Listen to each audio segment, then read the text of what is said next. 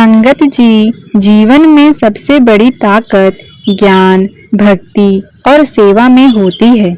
जब कोई व्यक्ति अपने कर्मों में ईमानदार होता है, गुरु के मार्ग पर चलता है और दूसरों की भलाई के लिए कार्य करता है, तभी उसके जीवन में सच्ची खुशियां और संतोष आते हैं।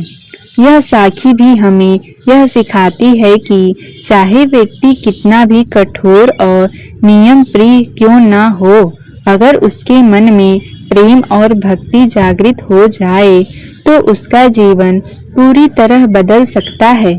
ब्यास रेलवे स्टेशन पर बुआ दास नामक एक नया स्टेशन मास्टर आया।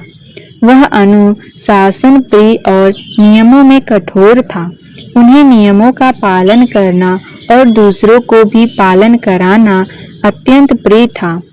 बुआ दास यह सोचते थे कि नियमों का पालन करना सबसे बड़ी अच्छाई है और जो भी नियमों का उल्लंघन करेगा उसे सजा मिलनी चाहिए। पहले तो यह नियमों में कठोरता यात्रियों और कर्मचारियों को परेशान करने लगी, लेकिन बुआ दास को इसकी भनक तक नहीं थी। स्टेशन पर कुछ यात्री लगातार शिकायत करने लगे कि नए स्टेशन मास्टर बहुत सख्त है। उन्हें सत्संग सुनने के लिए देर हो जाती है। कभी-कभी तो गाड़ी के समय टिकट न मिलने की वजह से भागते हुए पुलिस के पास पहुंच जाते। संगतियों ने यह शिकायत हुजूर महाराज जी से की। हुजूर महाराज जी ने बड़ा शांति पूर्वक उत्तर दिया कि कोई बात नहीं, स्टेशन मास्टर को समझा देंगे, सब ठीक हो जाएगा। बुआ दास को यह नहीं पता था कि हुजूर महाराज उनके मन और भावनाओं को इतनी गहराई से देख सकते हैं। कुछ ही दिनों बाद बाबू आदर्श एक अफसर के साथ सत्संग देखने ब्यास आए। वहां उनका परिचय हुआ और उन्होंने सत्संग के महत्व पर बातचीत की। इस दौरान हुजूर महाराज जी भी वहां मौजूद थे। जब बुआ दास ने अपने विचार रखे, हुजूर जी ने वही विषय उठाए जो उनके मन में थे।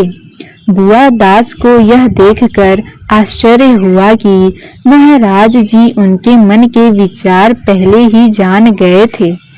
हुजूर महाराज जी ने बुआ दास को समझाया कि यह सोचकर कि हम ब्रह्मांड हैं या हमारे पास पद है, हमें खुद को गुरु मान लेना उचित नहीं है।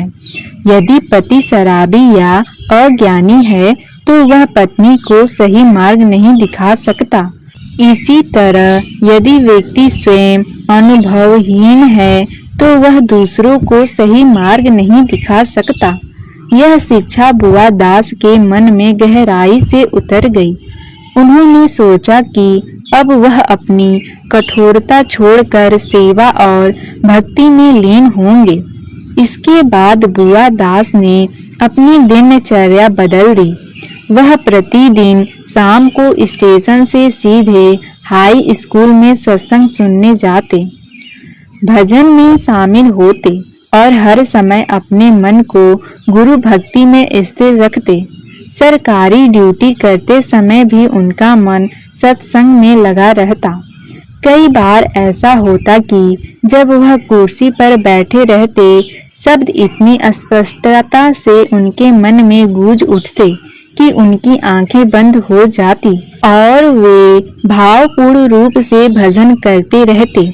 एक शाम अम्बाला से एक सज्जन स्टेशन पर आए।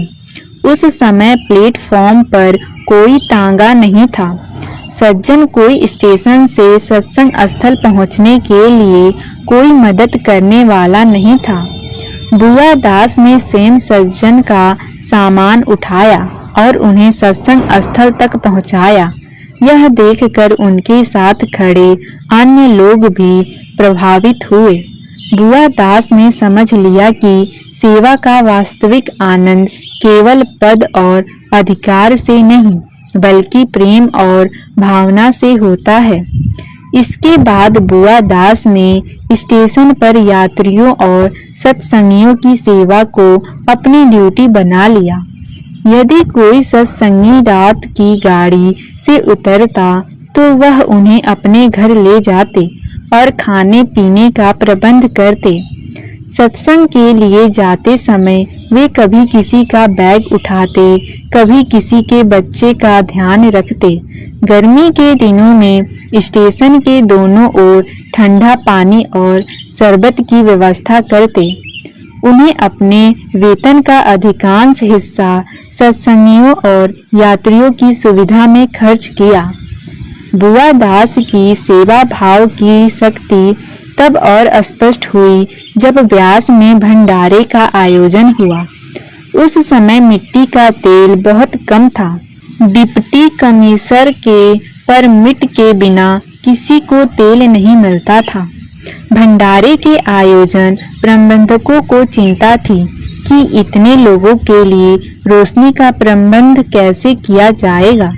बुआ दास ने पूरे इलाके के स्टेशनों से तेल इकट्ठा किया और भंडारे के लिए पर्याप्त रोशनी का प्रबंध किया। इस पर हुजूर महाराज जी ने बहुत प्रसन्न हुए और उन्होंने बाबू आदर्श की बुद्धिमत्ता और सेवा भावना की प्रशंसा की।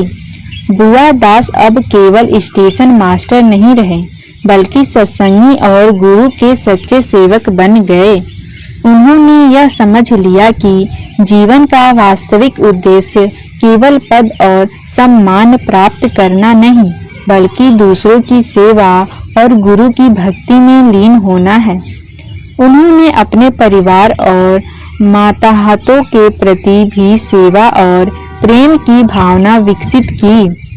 अपने माताहतों को कभी ऊंची आवाज में नहीं बुलाते, उन्हें आराम और सुविधा देते। उन्होंने देखा कि उनके प्रयास से यात्रियों की शिकायतें समाप्त हो गई और स्टेशन पर हर काम सहजता से होने लगा। एक दिन जब बुआ दास सत्संग के लिए देर शाम डेरे पहुंचे तो उन्होंने भजन में बैठकर पूरे मन से गुरु भक्ति में लीन हो गए। उनके तन मन में शुद्धता और आनंद का अनुभव हो रहा था। रात 9 बजे तक भजन करते हुए वे अपनी सेवा में पूरी तरह मग्न रहे। सुबह जब वे स्टेशन पहुंचे तो सरकारी ड्यूटी के लिए तैयार थे।